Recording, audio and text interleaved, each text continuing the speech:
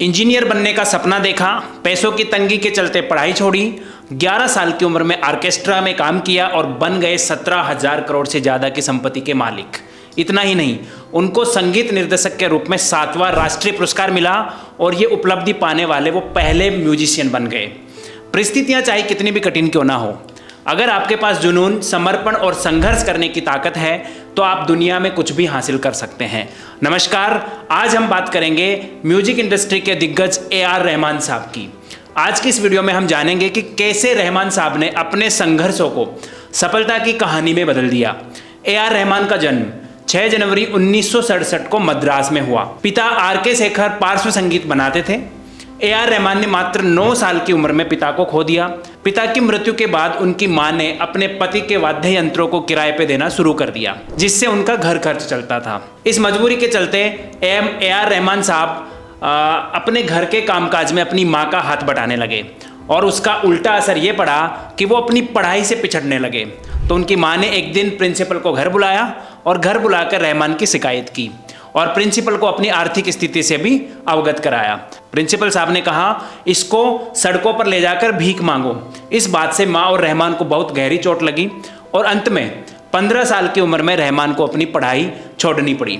कमाल की बात यह है कि रहमान जब 4 साल के थे तब ही पियानो बजाना शुरू कर दिया और 11 साल की उम्र में पिता के करीबी दोस्त MK अर्जुनन के ऑर्केस्ट्रा में शामिल हो गए और धीरे धीरे वो जाकिर हुसैन, एल शंकर आदि के साथ वर्ल्ड टूर पे भी जाने लग गए। शुरुआत में उन्होंने टीवी विज्ञापन और जिंगल आदि के लिए पार्श्व संगीत बनाए और रहमान को असली पहचान तब मिली जब उन्होंने 1992 में आई फिल्म मणिरत्ना में काम किया। वर्ष 1995 में रहमान ने सायरा बानो से शादी की। 25 साल की उम्र तक रहमान अपने आप को असफल मानते थे।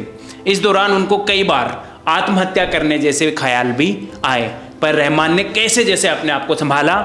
लेकिन वो और ज़्यादा तब टूट गए जब 1984 में उनकी छोटी बहन गंभीर रूप से बीमार हुई। तब वो अपनी बहन को किसी सूफी संत के पास लेकर गए और वहाँ सूफी संत ने उनकी बहन का सफल इलाज किया। इससे रहमान काफ़ी प्रभावित हुए और साल 1989 में परिवार के साथ रहमान ने इस्लाम धर्म कबूल कर लिया और अपना नाम दिलीप कुमार से अल्लाह रखा रहमान रख लिया।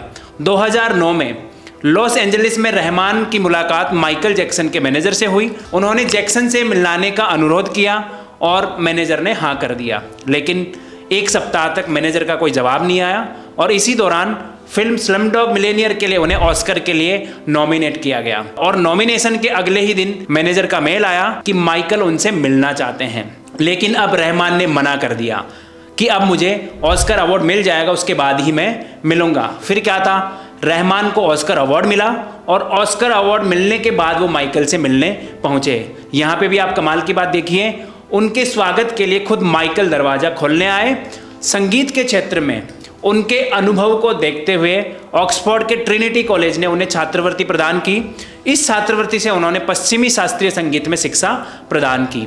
रहमान बचपन में सॉफ्टवेयर इंजीनियर बनना चाहते थे। वो सॉफ्टवेयर इंजीनियर बनने का सपना देखते थे और आज भी रहमान टेक्नोलॉजी को लेकर काफ़ी जुनूनी है और जुनून इतना कि उनके घर की खिड़कियों में लगे पर्दे भी ऑटोमेटेड है।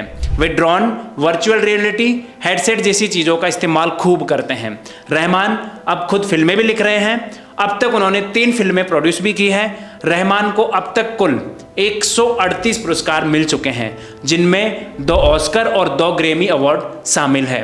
उनकी प्रतिष्ठा की बदौलत 2012 में अमेरिकी राष्ट्रपति बराक ओबामा ने उनको क्रिसमस कार्ड भेजा और उनको व्हाइट हाउस में डिनर के लिए इनवाइट किया। 2008 में रहमान ने चेन्नई में KM college of music and technology संस्थान की स्थापना की और इसका उद्घाटन भारतीय उद्योगपति मुकेश अंबानी के हाथों करवाया। AR रहमान का काम के प्रति जुनून इतना है कि वो एल्बम रिलीज करने के दौरान मुश्किल से 1 घंटा सोते हैं और कमाल की बात यह है कि उन्होंने अपनी पत्नी से कई बार ये कहा कि अगर डिनर के वक्त उनको कोई धुन सूझी तो उनको डिनर छोड़ना पड़ेगा। इतना ही नहीं, युवा टैलेंट के लिए फिल्म प्रोड्यूसर शेखर कपूर के साथ मिलकर क्यूकी नामक प्लेटफॉर्म भी बनाया और आज पूरी दुनिया AR रहमान का म्यूजिक इंडस्ट्री में लोहा मानती है। साथियों, वीडियो अच्छा लगा हो तो लाइक करें, शेयर करें और हमारे चैनल को सब्सक्राइब करना ना भूलें। धन्यवाद।